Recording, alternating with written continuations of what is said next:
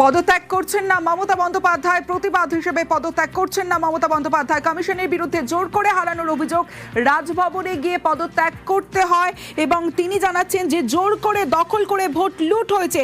ইস্তফার প্রশ্ন আসছে কোথা থেকে এবং তিনি পদত্যাগ করছেন না বলেছেন মমতা বন্দ্যোপাধ্যায়। তিনি সাংবাদিক সম্মেলনে জানিয়েছেন। এই মুহূর্তে আমাদের সঙ্গে রয়েছেন অবসরপ্রাপ্ত প্রধান বিচারপতি দেবাশিস করগুপ্ত। দেবাশিস বাবু, মমতা বন্দ্যোপাধ্যায় তিনি পদত্যাগ করছেন না রাজভবনে গিয়ে, একটু জানতে চাইবো যে নিয়মটা ঠিক কি? হ্যাঁ, আমাদের সংবিধানের 164 নম্বর ধারা অনুযায়ী the chief minister and other minister shall hold the office during the pleasure of the governor. কাজেই সাধারণত এই মন্ত্রিসভার সময়কাল হচ্ছে 5 বছর। নির্বাচন কমিশন এই 5 বছর মেয়াদ ফুরানোর আগে নির্বাচনটাকে করেন। নির্বাচনের রেজাল্ট যেই বেরিয়ে গেল তখন কিন্তু নতুন সদস্যরা নির্বাচিত হয়ে গেলেন। তার তালিকাটা নির্বাচন কমিশন রাজ্যপালের কাছে দিয়ে আসেন। এখানে যে দল সংখ্যাগরিষ্ঠ হলো সেই দল একটা স্বাক্ষর সম্বলিত তাদের সংখ্যাগরিষ্ঠ সদস্য নেতা নির্বাচন করে দেন। তিনি রাজ্যপালের কাছে এটা দিয়ে বলেন যে আমি মন্ত্রিসভা গঠন করব। এখন এই পদ্ধতিটাতে 2-3 দিন সময় কেটে যায়।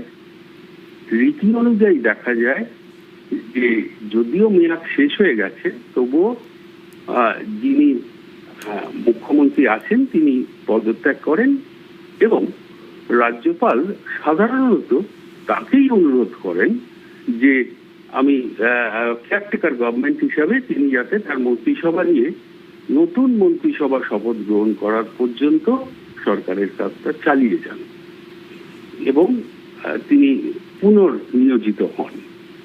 এখন এক্ষেত্রে রাজ্যপালের প্লেজারে যেহেতু এই অফিসগুলো হোল্ড করেন মন্ত্রীরা, কাজেই সেক্ষেত্রে যদি ফর্মালি পদত্যাগপত্র না আসে সেখানে কিন্তু রাজ্যপাল এই পুরো ঘটনাটা মাথায় রেখে এবং আমি যেটা বললাম যে মন্ত্রিসভার মেয়াদ শেষ হয়ে গেছে, নতুন ফল এসে গেছে, রাজ্যপাল এই মন্ত্রিসভাটাকে ভেঙে দিয়ে নতুন মন্ত্রিসভার শপথ গ্রহণের ব্যবস্থা করতে পারেন এবং কেয়ারটেকার গভর্নমেন্ট হিসাবে প্রাক্তন মুখ্যমন্ত্রীকে পুনর্নিয়োগ করতে পারেন এই 2-3 দিনের জন্য, অথবা ক্ষমতাটা নিজের হাতে নিয়ে এই 2-3 দিন প্রশাসন চালাতে পারেন।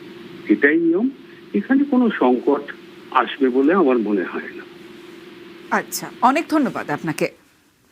আমরা কথা বলছিলাম অবসরপ্রাপ্ত প্রধান বিচারপতি দেবাশিস করগুপ্তের সঙ্গে এবং পদত্যাগ করছেন না মমতা বন্দ্যোপাধ্যায়, প্রতিবাদ হিসেবে পদত্যাগ করছেন না মমতা বন্দ্যোপাধ্যায়। কমিশনের বিরুদ্ধে জোর করে হারানোর অভিযোগ, ভোট লুট হয়েছে, জোর করে দখল করা হয়েছে, ইস্তফার প্রশ্ন আসছে কোথা থেকে, মন্তব্য মমতা বন্দ্যোপাধ্যায়।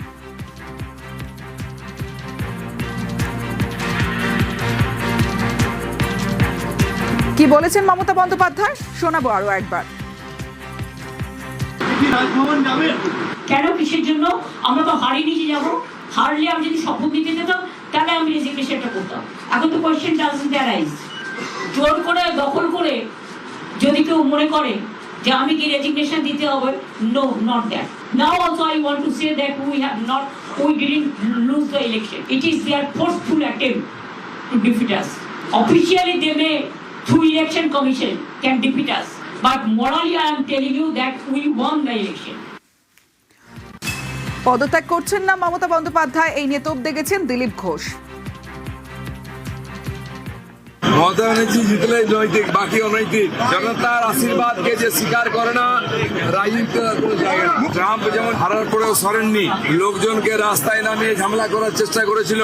ইলেকশন কমিশন করা না হলে মমতা ব্যানার্জি জনতাকে নামিয়ে জোর করে দখল করতেন। সেই জন্য প্রথমে আমরা ঘিরে নিয়েছি নবান্নকে, যাতে চুরি করতে না পারে, ফাইল চুরি, সমস্ত কিছু বেরোবে, অনেককে ভেতরে যেতে হবে।